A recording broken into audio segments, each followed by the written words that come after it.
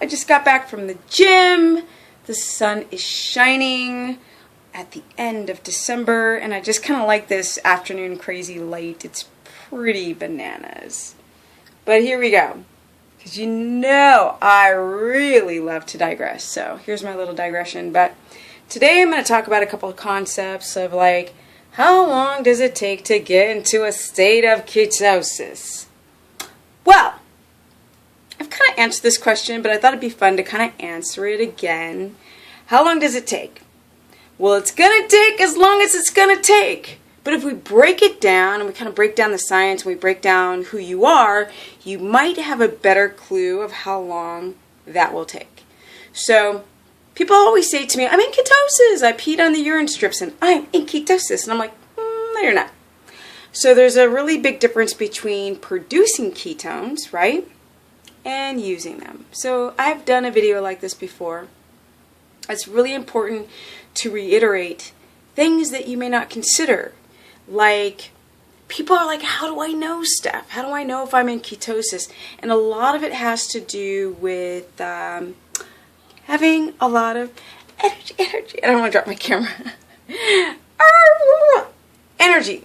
Yes. So your body starts to rely on units of fat from the body.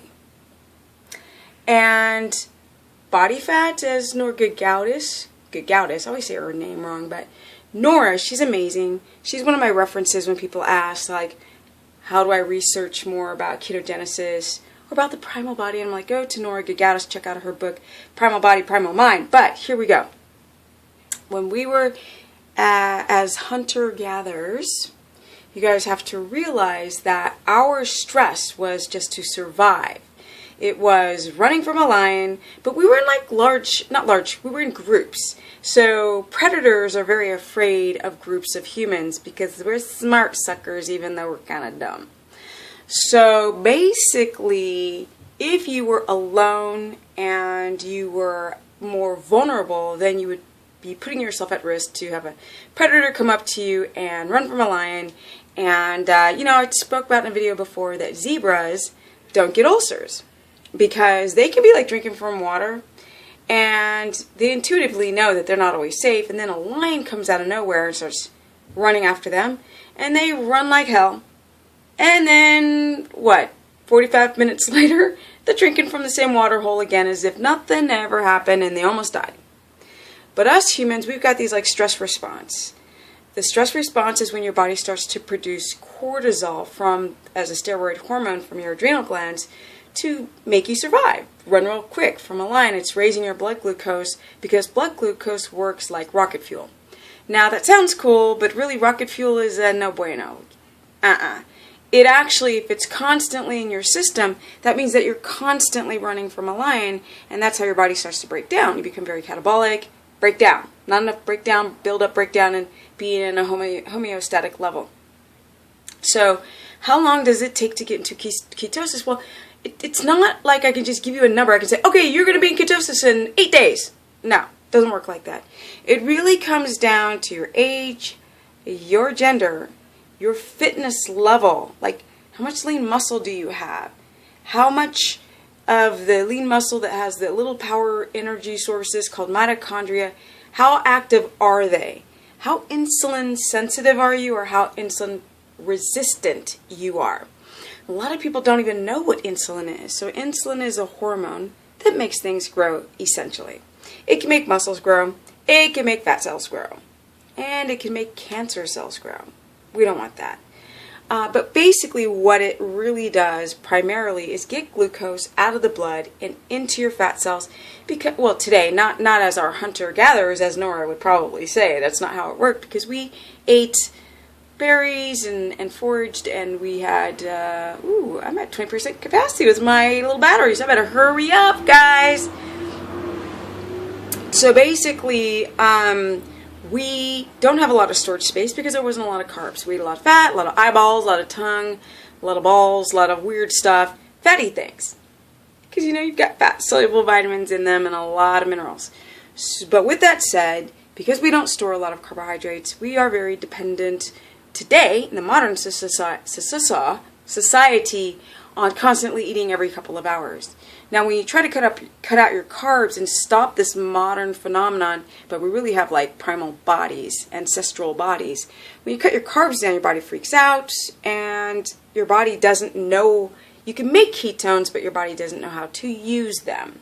But with that said, if you are in balance, right? If you're young, if your cells are strong, if you don't drink coffee, which someone said, oh, why drink coffee? Why do you say no coffee? Because it overstimulates the adrenal glands, it messes with the tyrosine, it's a diuretic, so you're pissing out vitamins. I mean, there's millions of acidic, microtoxins and so forth and so on.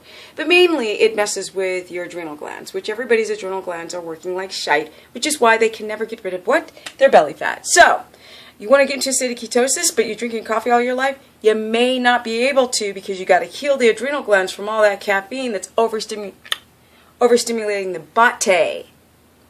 So people who don't have metabolic damage, that eat fairly well, that don't have a blood sugar dysregulation, that sleep well, that exercise, that are young, they can pop into ketosis around 10 days. But it's a low-level ketosis, because even if you're healthy, you still might have a low-grade inflammation from eating wheat. Certain things from having the freaking drinking water that we have can create low-grade inflammation. So pretty much, if you're living in the modern society and you don't have super hippie parents that learned about ketosis a long time ago, you probably got something going on, at least a little bit, if not a whole hell of a lot. And a lot of you guys have a whole hell of a lot. But the people that have a whole hell of a lot of issues in their body, like they're constipated, or they don't sleep well, or they got restless leg syndrome, or they've got sleep apnea. You know, some of you guys know what I'm talking about. You got acid reflux, or girls, you're like bad menstrual cycles, you don't have a menstrual cycle, you got acne, your skin's jacked up, like you've got candida, like there's a million not disgusting as in you guys, but annoying things that we all have to go through in some capacity. So with that said, those people kind of hit the 4-week mark of a low-grade ketosis.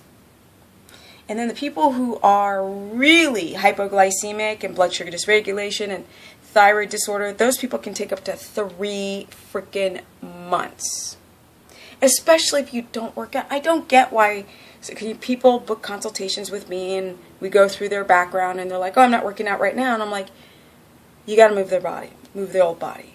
You have to move the body, and you have to do it in a very smart way. So I'm going to start a video series on how to not only exercise as you're trying to keto adapt, or how to drive your glycogen storages down so you can produce ketones, to, hey, I'm producing a little bit of ketones. Now I need to know what way to work out. I mean, people don't understand that something like the chest and back, they use so much energy, and like I said in my other video, muscle is very expensive. It's very metabolically active. And if you don't eat enough, or if you're not in ketosis, your body will start dumping and your legs are obviously large muscles, but your body will start dumping the amino acids from those muscle groups first. So how long does it take? Well, I say let's get rid of the low-grade inflammation if you don't have obvious inflammation. So things like, why aren't you guys going to sleep on time? Super, super, super duper, ooper, mooper, pooper, galooker important. So, you know, there's a thing called the circadian rhythm. So, see right here, this is the afternoon light in sunny California. And so my body, as you can see, is being exposed to light. And in my skin cells and in my eyes, I have sensory that let my brain know I'm almost out of freaking juice. Okay, guys, I'm going to have to do part 2. But if you really want to know how to get into ketosis, go to StephaniePerson.com, Stephanie the Business Person on my Facebook fan page, or Stephanie Ketogenic on my Instagram. Yeah, you can talk more about photography. But anyway, yes, for people who are really, especially guys do quite well. For those who have no metabolic damage, you can pop in like 7-8 days. For people who got a little bit more, it's about 10 days. For people who've got a lot of metabolic damage or derangement, it can take from 10 to 3 months. And that's with you. And then the more that people wait, the more stressed out they get, the more their sugar spikes. Remember, guys, your brain cannot have sugar and ketones at the same time trying to keto adapt, because your body will always digress to using glucose, which means that you never get the energy that Steffi has. You never get it. because you're still running on glucose, and now your glucose is so low, it's not enough to give you the energy that you once had when you had that Gatorade. But I digress. Okay, guys, that's it. If you want to learn more, you know, I already gave you the info. You can go to the show notes before and click, boom, go right to the source, and peace out. It's so lovely. And I'm about to have my 4 o'clock lunch because I just fasted in my window. But I eat breakfast, and then I eat lunch. Bye, guys. Peace out.